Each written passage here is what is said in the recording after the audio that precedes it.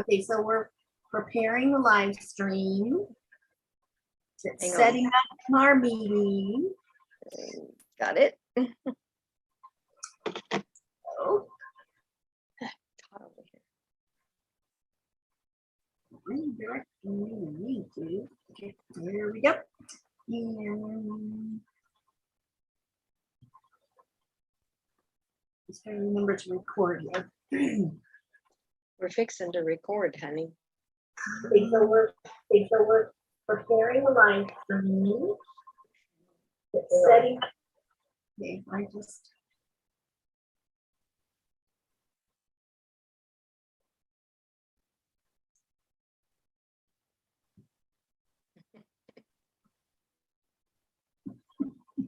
go back to where I was.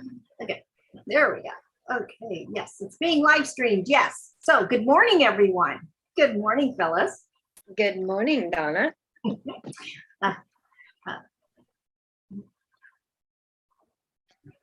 Okay, this is Eyes Wide Open. I'm Donna Schmid, your host, with my co-host and sidekick, Phyllis Tempest. And we want to welcome everyone today, whether or not you're watching us live or if you are watching a recording. Either way, enjoy the chat, because we like to virtually chat beyond the veil. These are conversations that you don't normally have. Or I should say you have, but it's more like really quiet. We talk about it. It's not generally in a public place. Or that would be interesting. I should do that sometime. Just try this conversation in a public place and really kind of look out and see what's happening, what's going on. So today I thought our topic would be conversation or communication with inanimate objects, or if we want, just objects in general. Could even include animals, or the animal name, furry animals. And it all has energy, so however you want to talk about that. But yeah, let's talk about how we all do this. I'm sure. Talk to our car. I want to start us off with this funny little story with our car, because I like to keep my cars.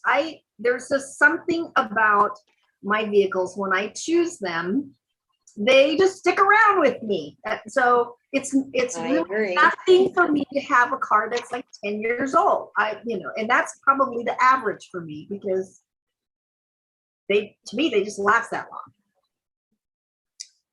However, there are times when my husband will say things like, we might want to think about trading her in and getting something new, because she's hitting that mark where things begin to go awry, like all kinds of things besides the obvious, like tune-ups and tires and batteries.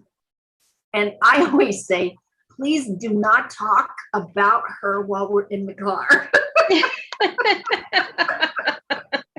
She does not like it when we talk about getting rid of her, because she gets a little pissy. So we'll have this conversation in the house. The other thing is, when we got her, we had the GPS. And our GPS in general, anyway, everyone needs to be very cautious of. But the GPS in the car is so fascinating, because we'll be going somewhere and we'll get to a destination where he's very familiar with the area. So he doesn't need the GPS anymore. And she will pop up, because it's a female voice, will pop up and say something like redirecting, or make a U-turn, or turn left at the light. And he's arguing with her. I know where I'm going. You don't have to tell me anymore. And it's like this inanimate object that you are continually wanting to talk about. Anyway, so her name is Shirley. We call her Shirley. And Shirley, she knows what she's doing, and she'll take us where we need to go. We just have to type in the correct address and follow her directions, because she does surely know where we're going. So, but he'll argue with Shirley, and it's really comical. I should take it one time, because he'll have this argument with Shirley, which is better than arguing with me. He can argue with her all he wants. So tell me, Phyllis, do you talk to your car? Absolutely. All the time. And I tell her what a good car she is. I thank her for taking me where I need to go. And yep. Mm-hmm. Yeah. And I agree. You know, it's a journey for me to find a new car. And I have to connect with that car. There's a connection. I know that, you know, when I feel it, I know it's mine. And I was looking for, sometimes I get what I want beforehand. I get the message, okay, this time it's time for this kind of a car. So I was looking for a gold Impala one time, and I got this picture, and it was a gold Impala, low mileage, beautiful car, but it had to have a spoiler on the back, one of those little spoilers across the back. And so I found it at this dealer, and I told him, I said, I can't buy that car. And he said, but why? And I said, because it don't have a spoiler on the back. Oh, ma'am, we can take care of that. So they put me a gold spoiler on the back. I knew that car was mine, but it lacked what I saw in the picture in my head, you know, that the spirit gave me. This is your car, and this is what it looked like. So yeah, it's fun, but it's really stressful on me when I go try to find another car, because I know what spirit says. This is what it looks like. This is what it will be, and da da da da. A lot of times I say, okay, lead me to it. And they do. I mean, I drive around and there it sits. But the hassle, you know, that comes after is what I don't like. Yeah. And that pretty much goes with a lot of things. This past weekend, my youngest one is very much into yard sailing. I don't know why. It's just her thing now. So she'll always tell me about the yard sales. But there was a big yard sale going on not far from where we live, and it was a big neighborhood yard sale. And so I said, well, you know, it's on our way to the park. As we walk to the park, let's just stop and see what they got, which was pretty fascinating. This is a 55 and older, like a modular home park. Very nice park, very beautifully landscaped, very nice modular homes. And each one of them was one street, had their wares out. And it's funny because it was nothing that we were interested in, but it was kind of fun to just kind of go around and see what some people's junk is, somebody else's treasure is, you know. Right. So we left there, we went to the park, we walked, and then we were driving home, and we happened to go down this one street. Well, now all of a sudden we've got like yard sale signs on the brain. And so now, like you say, we're seeing all these yard sales that we may not have seen before, could possibly just drove by them. So as we're driving, the conversation that happened earlier in the week was my middle daughter had mentioned just in passing that she wanted to find some lawn chairs, a pair of lawn chairs that were really comfortable and to take like to the lake or to the river or to the coast. And you know, it had to be something that could fit in the back of her car and fold down easily and stuff. And she said, just like the ones you have, Mom. And I bought these that we had on Amazon, and I really like them because they recline. They're just amazing, and they're so comfortable. So we're driving by this one yard sale, and lo and behold, there are the same chairs that I have sitting there. So I said, well, stop. Let's just see how much they are. So we stopped. The price was good. I even got her to go down $5, big deal. But it's just a thing of when you're in the yard sale mode, you're also in the negotiation, Yes. kind Yeah, of thing. that's what you do. Yeah. So went ahead and I texted her a picture. She said yes. So we went ahead and got them for her.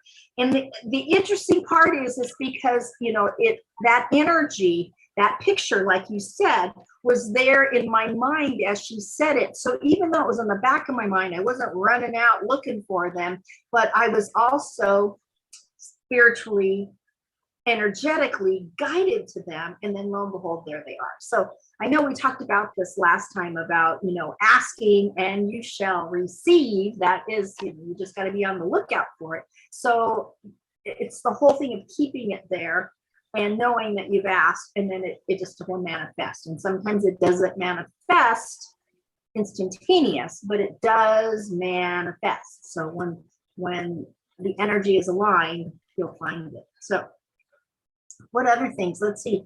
I agree. And when you think of those things, then there is a frequency that actually goes out.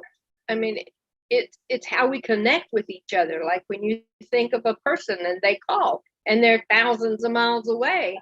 Mm-hmm. And it's that frequency. It's not vibration, it's frequency. Mm-hmm. Like a radio station or something. And like you said, you don't have to constantly think on it. So many times when people are trying to manifest something, it's like they constantly think about it. And when you do that, you're actually keeping that from appearing. You're hindering. So when you have that picture and you know what you're looking for, you just trust that it's out there and you're going to be led to it. Mm-hmm.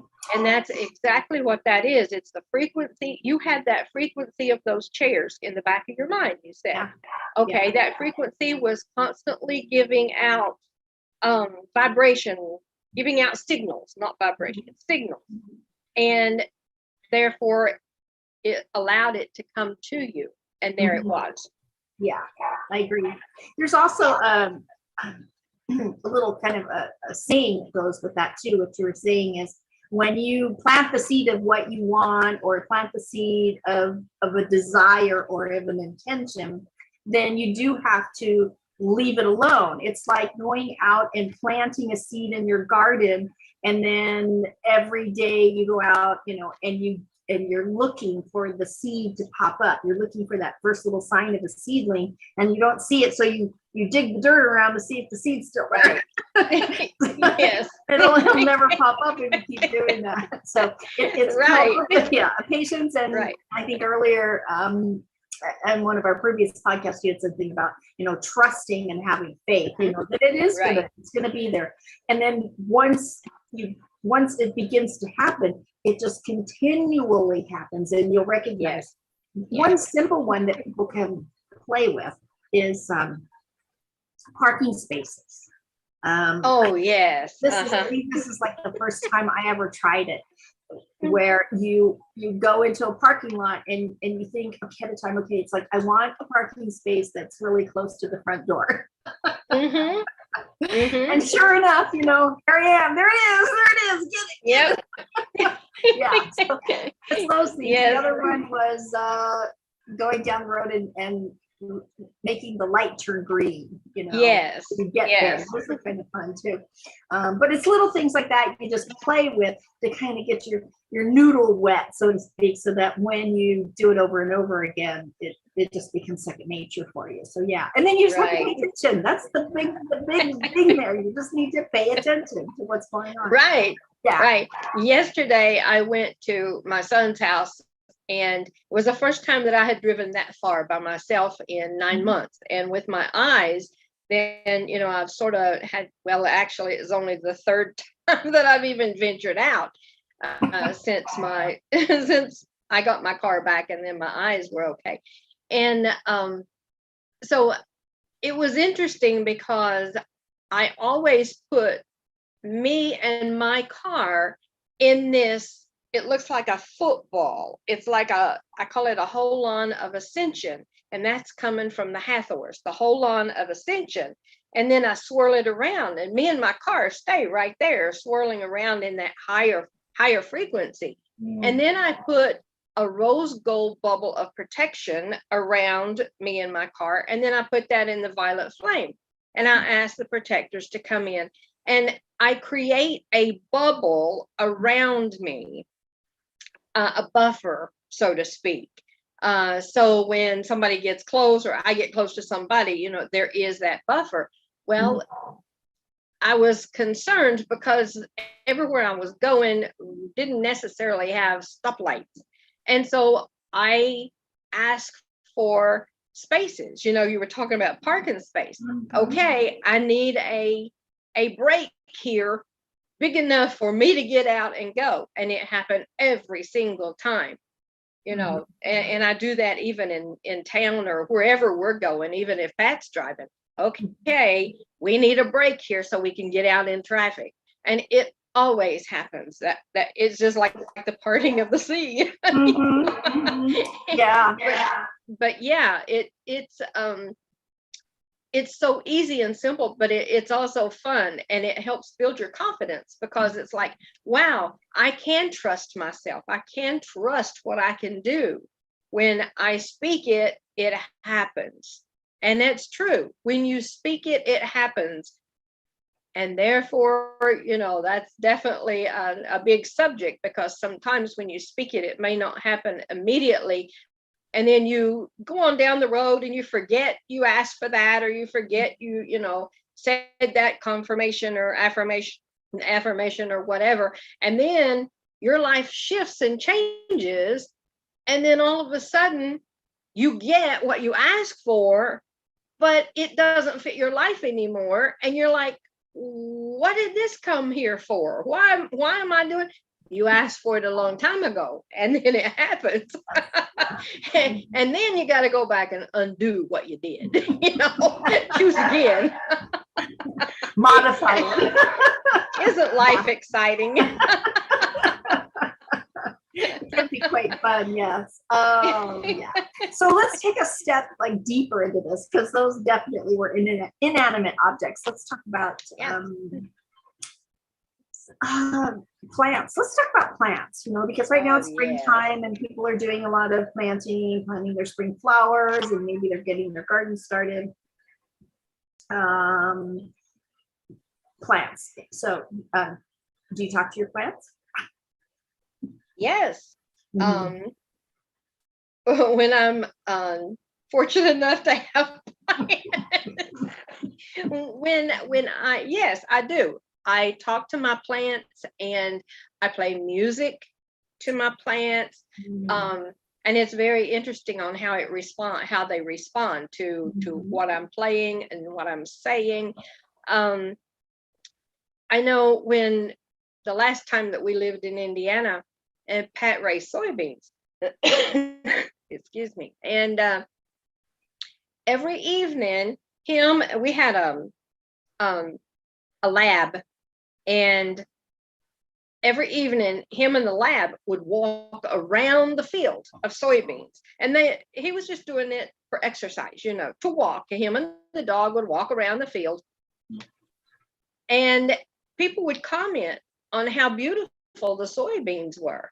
And he would sometimes, you know, talk to the plants and, you know, oh, how pretty, you're growing so good, you know, because a lot of times we didn't have rain very much, you know. And it was amazing at the yield he got off those soybeans. And he was talking to the plants. He was talking, you know, walking around the field every day, and kept that energy. And plants are just like we are, you know, we thrive on that kind of stuff too, you know, on the conversations. Yeah, but absolutely. Yes. And I've noticed too that if a plant is in a household that you may not be talking to the plant, but you're talking to each other, and there's anger, and there's strife, and there's stress and everything, they will respond to that environment just like a human will respond to the environment. I agree. Which is something to keep in mind when you have little children around as well too. Maybe Yes. look at babies. You know, if people are out there ever been a mother, the baby usually responds to the energy that's around them as well too. So Yes. especially Even when you're the mother. carrying the baby. Yes, most definitely. Yes. Mhm. So that's a good point too, because a lot of times some of the things that we have taken on energetically we've been around that environment in utero. So Yes. if mom Yes. has had a stressful time being pregnant, that stress is also transferred to the baby. And the interesting part about this is because we all take in this information and we process it, but when you're talking about a young fetus in development, maybe aspects of their brain and their nervous system are not completely developed, and so this energy that's coming in, it doesn't have a place to go. It doesn't know how to process it, and so a lot of times that becomes sometimes blocked in certain areas of the child. So moms out there, just kind of keep that in mind. You know, when you're pregnant, you should really be mindful of this, and we should all anyway stay away from negative people and hostility, all of that. It also goes true for the food that you eat as well too. Yes. When we go to this particular market, when I go into the produce section, it's so fascinating to me how all of the vegetables, not only are they presented well, because the manager of the produce does a nice job of keeping that whole area nice and clean and everything's stacked and things aren't strewn about, and he removes items that are ready to go. Yes. Farm for the pigs. I don't know what he goes for them, but the food always looks healthy. It always looks healthy and it always looks happy. And I made a comment to him one day. I said, I love coming into this section of the store because all the vegetables are happy. They're all happy vegetables. and I like buying them. I like picking them out. It's the same thing as sometimes you walk into a store. Think about this. The next time you go into a store, Fred Meyer's it's gotten a lot better. But when I used to go into Fred Meyer's or even Walmart, the produce was like sickly. I mean, it looked like it had been starved of not only water, but just compassion even. You think about what's happened to that produce in its journey to get to us, who was picking it, who was growing it. I mean, this mass production, they don't necessarily think of stuff like that. They're not like Pat who walks through the field, every night and comments on how beautiful it is and how, great they're growing. So it does make a difference. It sounds silly, but it does make a huge difference. I always comment to my plants in the house when I walk by them, gosh, they're really good. Oh, and you're growing new, especially my Christmas cactus because she's so nickety. But and she can't hear me. but I thought I was going to lose her at some point because she was just not doing so well. And my youngest daughter, who talks to plants and animals and all kinds of things, when she came over, she said, Mom, she doesn't like being over there. And I said, well, I like that spot. That's the spot I picked for her. She doesn't like it over there. She wants to be with her own kind. She picked her up and she walked. And as she was walking, she said, oh, here's where she wants to be. And she turned and she put it there. And I swear to you, this plant thrived. It thrived and put it her because she was so happy in this area. So who'd have thunk, that she didn't like the spot I picked for her. Yes. They do have a little bit of a personality, I have to tell you. Yes. That they do. And my son worked with plants at one point in his life. He was in a greenhouse, and he was told by his guides to plant crystals because the plants weren't doing very good. And so he took crystals and put them down in the beds, and the plants begin to thrive. The there was a couple, I think, that just had a fit because of it, but you know, it worked. It worked, and it, you know, it was the frequency from those crystals too that helped those plants, where the plants couldn't get it from anybody else but Leon. You know, all the other workers around there were not, their vibration was anyway. So in order for, you know, there to be a yield, then that's what he did. So there's so many different ways that you can affect plants, animals, you know, a blender, you know, radiator on your car. And you know, you were talking about the food.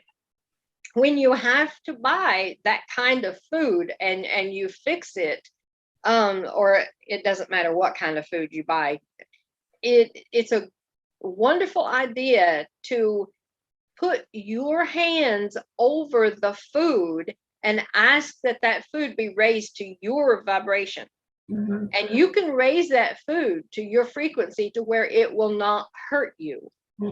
And even with the chemicals in it, you know, because it's grown, most food is grown with chemicals on the ground, and they don't have any nutrients or anything like that. So you put your hands, and your frequency is putting life into that food. Even though you've cooked it, it doesn't matter.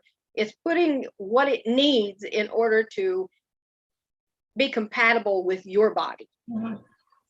So it's a very important way to. Where prayer comes from, when you know, say a prayer before you eat your food. That's you know, right. Prayer doesn't have to be, you know, a religious thing that you've learned. It really, whatever comes from the heart, so to speak, and what your intention is. So and that also goes into the cooking of the food as well too. You know, if someone cooks it and they really enjoy, you know, their cooking, I mean, everything just tastes better. That's right. You notice that if you go out to eat at a restaurant, which we rarely do anymore, especially after the pandemic, because there's so many people that the jobs that they're in, they don't like. Think about the server that is waiting on you. You know, you can tell that they're not happy, whatever the reason was. I don't know what they brought from home. I don't know how long it's been going on. I don't know if it's something within the circle of the other servers. I have no idea, but there's definitely, okay, this person's not happy. I do try to make light of it and, you know, make their job a little bit pleasant, because I don't know who they waited on before me. Right. Really, not very nice. But at the same time, you know, she's delivering that food to you. Her energy's on that plate delivering it to you. I don't know what's going on in the back with the cook or the dishwasher. So many people have, you know, an opportunity to affect energetically this food that's going down. So a lot of times it's like, you know, I said, this food's not happy. That's what I always say. This food's not happy. I was going to say something silly like, "Oh, my beer's good." Well, happy for you. Oh, funny. But definitely everything's got energy, so why not? You know, you just have to have that mindset that you're having everything else around you. So, and it goes out, you know, like an ocean wave. It just keeps waving out into the world there. So you should be really consciously there. Of course, animals. A lot of times people that are animal lovers, they know quite well what we're talking about, because they talk to their animals. I have a little bit of a hard time with people that baby talk to the animals. Like, you know, that goochie goochie goo, come here. Yeah. It's just that kind of just rubs me the wrong way. Or if they put a Y on the end of the animal, like, oh, look at the fishy, or look at the birdie, and it's like, you know, speak in the language that adult language, if you will. But animals for sure. I think I've told you this before. My youngest daughter is really great with animals, and she, of course, plants obviously too. But she really can converse with the animals and know what it is that they want. Because I'll say something like, "Oh, he wants to go outside," when I'm talking about her dog, and she'll go, "No, he wants you to think that he has to go to the bathroom, but he just wants to go outside and just sniff around." And sure enough, he'll go outside, and that's all he does is sniff around. He's got you so pegged. I said, "Yeah, I know, but he's too cute, so I'll do whatever he wants. I'm okay with that." You mentioned a little bit. I know we talked about cars, but also you said blender. Yes. And that's so true. Always my personal items, like my computer or my washing machine, my dryer, you know, dishwasher, refrigerator, they work impeccably until I energetically shift. And then things start happening with them. Like right now on the refrigerator, the ice maker is just doing some weird noises. And then I noticed my washing machine was making noise because it usually is very quiet washing until it gets a little off balance maybe. But when it's on the spin cycle, it almost, I have to shut the door because it sounds like it's a helicopter taking off. But it's still quiet as far as that goes. It doesn't make a lot of noise. Now all of a sudden it's beginning to make some noise. So I'm thinking to myself, okay, that usually tells me my energy is shifting. So I either have to get something new, I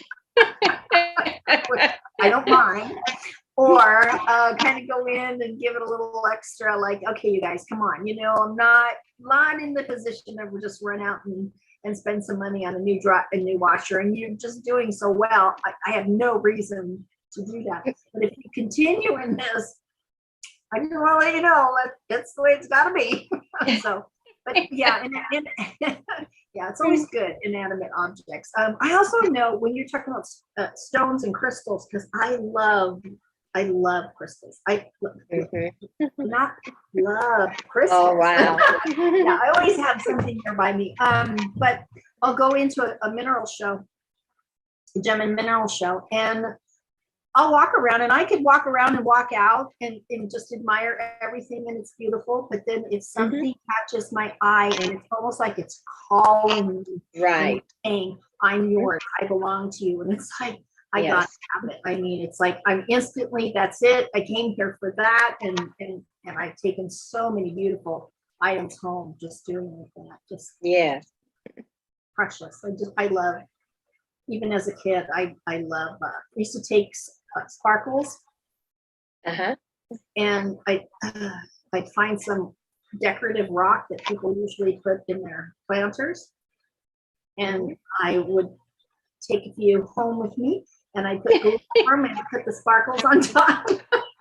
So I always had a propensity, obviously, for Christmas. So I make my own, and then I'd sell them. But I do love rocks, yes, absolutely. So anything else you can think of? You know, there for a while when I was in Brookings, there was several people that would decorate their stones, and then they would place them in different places for people to find. And it, you know, the tourists and people would come and they'd find this stone there that was placed. It was really neat of how they did that. You know, I don't know if it's still going on or not, but that's what they used to do. But back when we had the farm, Pat bought a combine to combine the beans, and it was an old combine, and things just kept going wrong. And through channeling, he found out that the frequency, it was too old. He was higher in frequency than what the machine could attain. Okay. So when he went out and bought a newer model, he never had any problem. But that's something, to consider too. If you're not drawn to that particular whatever you're buying, if it doesn't call to you, but you see it, you like it, you think, well, maybe it'll work, then that's something to consider is, okay, the frequency, is it compatible to you? If you're not being drawn to it, and really, really talking to your heart, it'll save you a whole lot of headache and money in the long run. Yeah. But you were talking about dogs and animals, they are so sensitive to a person's frequency, and many animals have kept their I'm going to say keepers, because we never own an animal, their keepers alive. And when they've had a heart attack, or when they've had some kind of problems, and the animals sense this, and they lay on them, or they do something to, and especially cats with cancer. I've noticed that people, the humans that have the cancer, and they have a cat, that cat will take on the frequency of that cancer, and then it will eventually usually die of cancer, but it's because it took on that of its keeper. So it just shows how we're all so interconnected. Everything, every single thing on the planet, doesn't matter if it's a grain of sand, a blade of grass, an animal, it doesn't make any difference what it is. We are connected, and we affect everything around us. Yeah. I don't think a lot of people realize that, that how much power and responsibility is there for us. That's right. Yeah. Absolutely. Yeah. That's right. It can also go for other things as well too. I know here in the past few years we've had a lot of fear mongering, porn with the fires. Yes. And yes, we went through a very dry spell, and then we had a lot of lightning strikes, and so there was all these little mini fires all over the place. And the unfortunate part, because it does destroy a lot of the beautiful forest itself, but also the smoke can sometimes be very intolerable. So, but it was very close a couple years ago here where I live, and there's not a lot of ways for us to get out of where we're at in a couple of ways. And so there's always that thought, okay, if it gets too close, where's your route going to be? You're going to go this way. If you can't go that way, can you go this way? So we kind of had it mapped out in case that happened, but it was very, very close. In fact, it was right over on the other side of the river, and I even said to my husband, I said, do you think it'll jump the river? And he said, oh, I doubt it, but but there are some areas that yes, maybe it'll, it can. And all I did was I really just strongly intended for it to stop. And I even said, enough's enough. I know there are some good things that when the fire happens, it is renewable. It does renew, even though it just is really horrible to look at, but it does renew the forest. It does renew the wildlife. It is a part of nature, and just like the phoenix, from the ashes grows something else. So I know that this is part people need to understand and to really appreciate the environment that's around them while it's there, because it can be taken very quickly, and to pay attention, to really be thoughtful about your own surroundings and making sure that it's safe. It's safe as far as that goes, and you're not going to destroy anything else. And sure enough, within, and not to say that I did this myself, but I know that I kept it at bay from where we live, and then eventually it did just go out more closer to the beach, and it did end up diminishing in intensity, which was fine. So why not? I'm gonna give it a go, and if it happens, great. And I'm not gonna say I was the only one. I'm sure there are plenty of other people out there that were praying that the fire did not come close to them. I have a little bit different way of doing it, but we all, in some ways. So I know I wasn't the only one. But yeah, just same with world peace.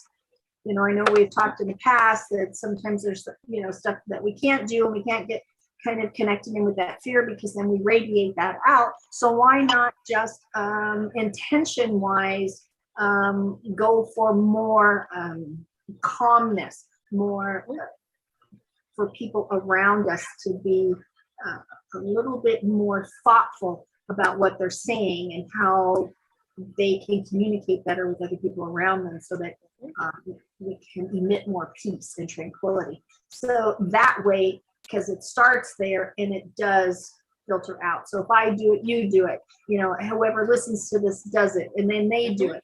It just goes out now, and just like putting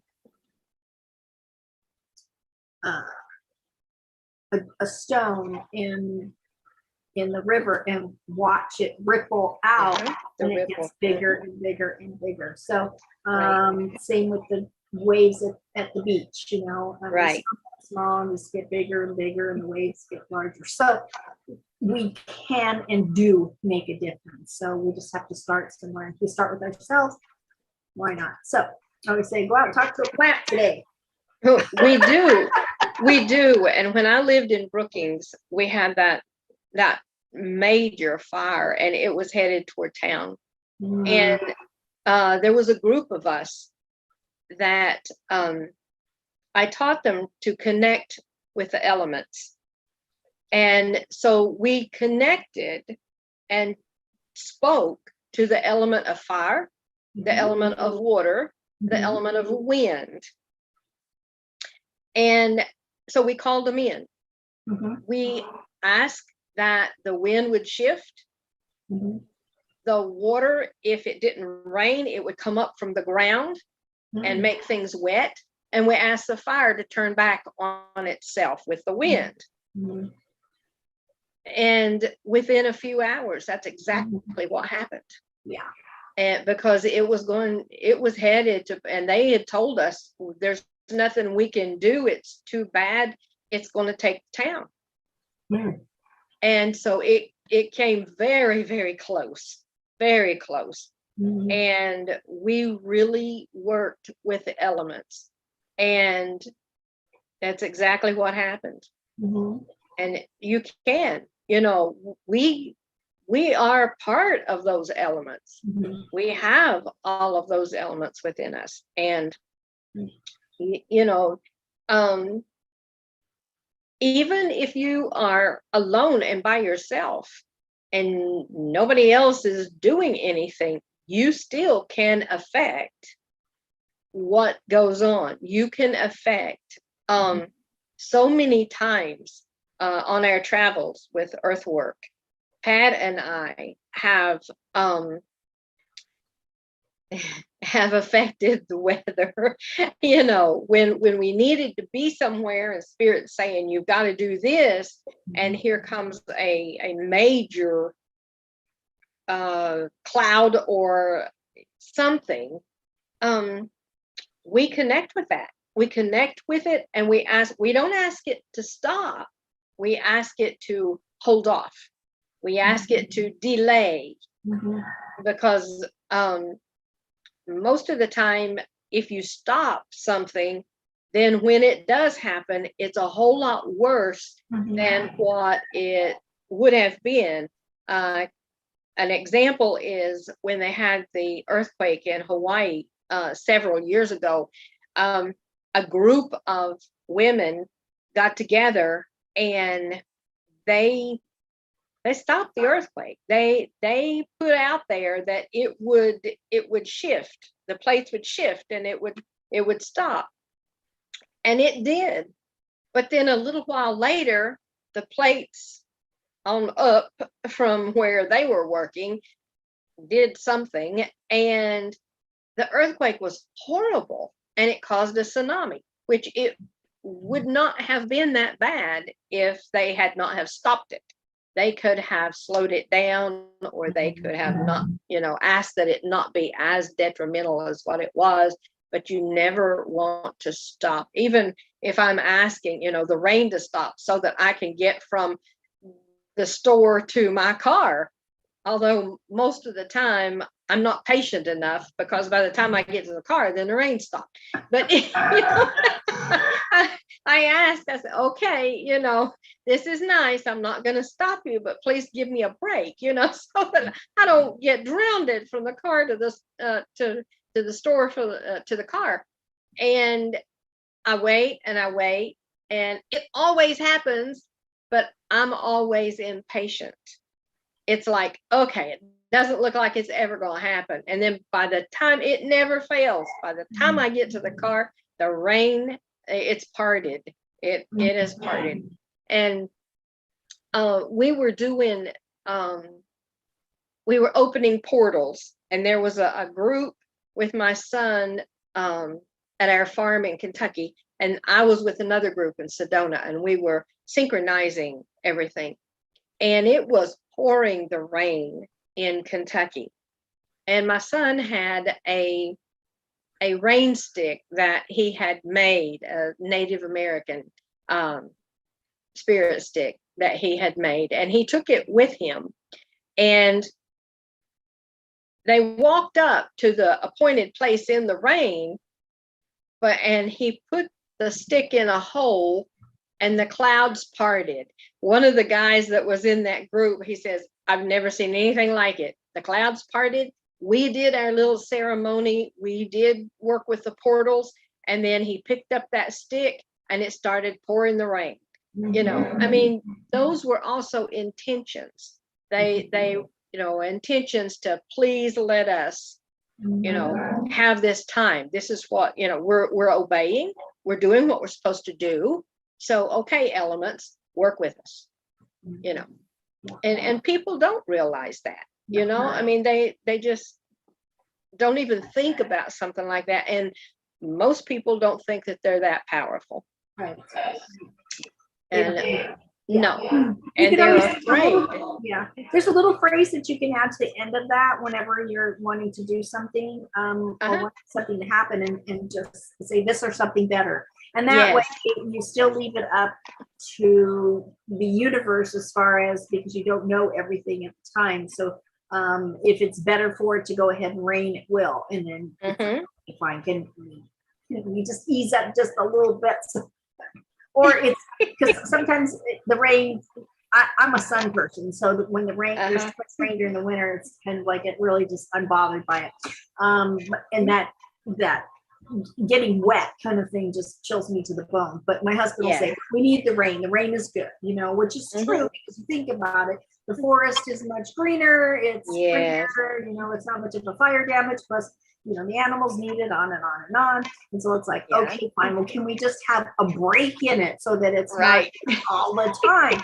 And then some days it will, like one day it'll rain, then the next day it's not. And then the next day it rains, and then the next day it's not. And so I always say, I could live with this. Give me a break in between, or even if it's a couple hours, just to have the clouds part and the sun come out. It just really just energetically changes me. So this or something better. And then you really are working with them. Native American, you talk about Native American, but that when I did my shamanic training, that's what they teach you, is how to work with the elements, with the animals, and you know, what their vibration is and what their meaning is. And then, yeah, so most definitely, that is like, I don't want to say old school, but I mean, that's been going on for a long, long time. Yes. Indigenous tribes doing that, and they still do it too. Yeah. They do. Yeah, absolutely. So working with the elements, yes, is very good. I mean, other things that sprung from that, like, you know, astrology has sprung from that. The other thing is, what is it called when you put something in a certain place and then there's a training on that. Yeah. Oh, is that like Ramtha does, where No. you find your card on a fence, or is it you know, people, you will put something on the card, you'll write something on a card, and then somebody will take it and they will place it somewhere, and then you are blindfolded and you go find it. Oh, no. No. That's part of the training. But yeah. Yeah. It's more where you put things, you know. Oh, well, when I lose things, think about it. Oh, you mean feng shui? Yes. How you put things? Yeah, feng shui. Yes. Because energetically, where you put things, it attracts, and so there's, and it's interesting because builders still do this to this day. When you think about it, you build a house, it always faces, sun rises in the east. It faces the east, and you get the east sun, and then you get when the sun goes down. Right. So yeah. Right. So we still do it. We still do it, but we just don't call it feng shui. I know there's a thing that, you know, how your bed is placed, you know, the whole deal, where the energy can flow through. Flows. If you even notice,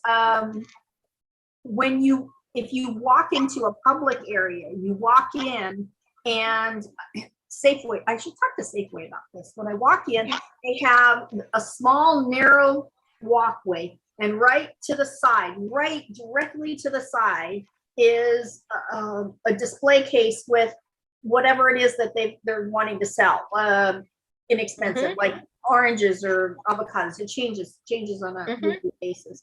But as soon as you walk in, you stop.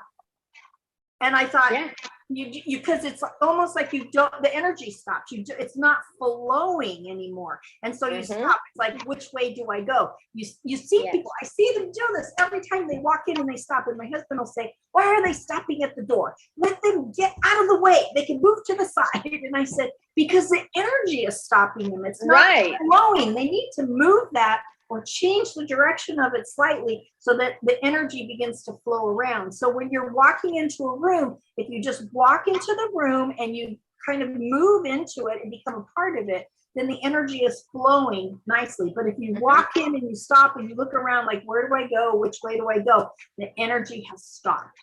And it's very disconcerting for people, and in an unconscious way, they don't get it. So goes with anything, even restaurants, walking in and you're just like, there's a barrier, like there's somebody standing right there with their hands up saying stop. Yes. It's not and you know, we're looking for a home, and I have to go to the house to feel and to see how it flows. And I don't want to get something unseen, because I don't want to live in something that stops my energy. You know, no matter what you do, you know, especially when you walk in and there's a wall, it's like, whoa, you know. Also, it's very important. The previous tenant, or the previous owner, or the previous whoever's been in there, you know, also brings that energy in, and it's stagnant. It can just still be floating around in there, and it needs to be swept out. That's why we open the windows, you know, and people go, fresh air in. Well, you're bringing in that breeze to kind of blow out all that stagnant energy to get it out. So the same thing, if you're look even car wise, you know, I have to sit in the car, and then, you know, blow it out, whatever it is you need to do. Some people will go bigger and burn some incense or whatever, and Right. I you know, use have sage feather around- and yeah. yes, whatever you Yeah. need to do to get that energy, stagnant energy out. Our neighbors Right. next door sold their house and moved, and they were, I'll just say strange. I'll just leave it at that. And Uh-huh. the house was sold in December. It has remained empty. Oh my. Oh yes, oh yes. The new people finally moved some things in just last weekend.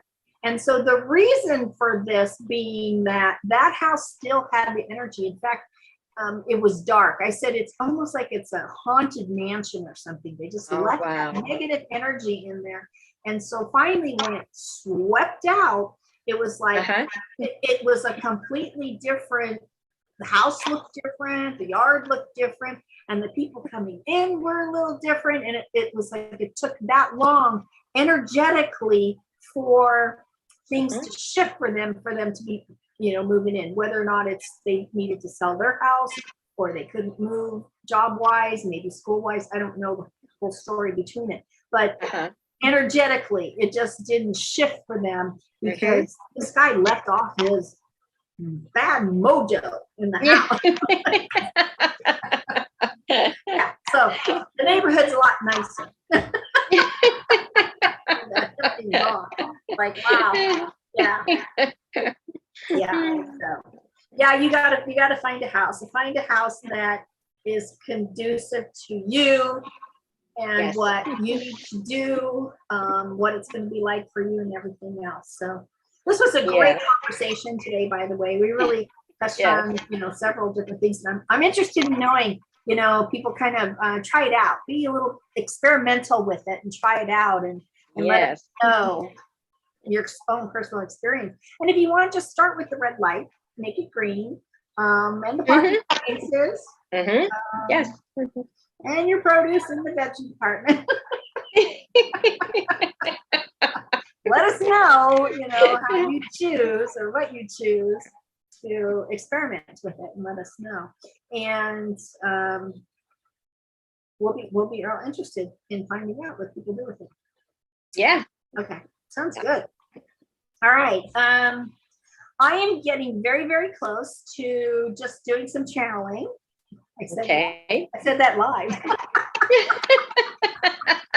You can't cut it out. So think of some questions. Don't necessarily have to be. They don't necessarily have to be personal. They could just be whatever. And I invite Pat to join in as well too, if you'd like that, and see what happens. And what do you think? I think it would be a great idea. Okay. I do. I look forward to that. Yeah. All right. Sounds good. Well, in the meantime, have an absolutely wonderful week, and I hope a plethora of great houses just line your path. Thank to you. Where you have to choose. Oh my goodness, which one do I choose?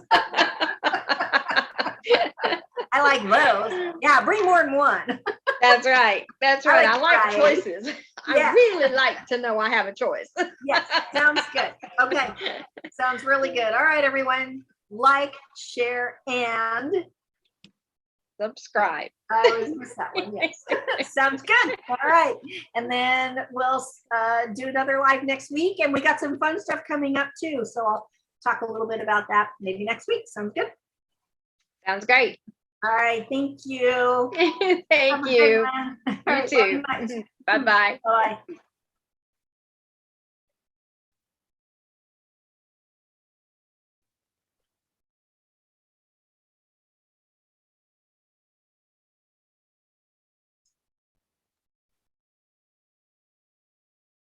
Mm-hmm.